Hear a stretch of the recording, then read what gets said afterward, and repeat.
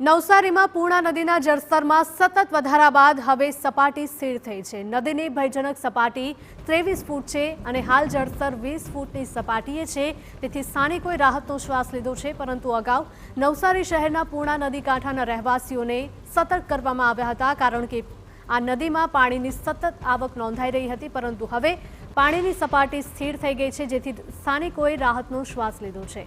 વાલોડ, ઢોલવાડ, મહુવા, સુબીર અને ડાંગમાં વરસાદે વિરામ લીધો છે। વરસાદે વિરામ લેતા હાલ પૂર્ણા નદીનું જળસ્તર પણ સ્થિર થયું છે। તો નવસારીમાં પૂર્ણા નદીના જળસ્તરમાં સતત વધારો થયો હતો અને ત્યારબાદ હવે સપાટી સ્થિર છે।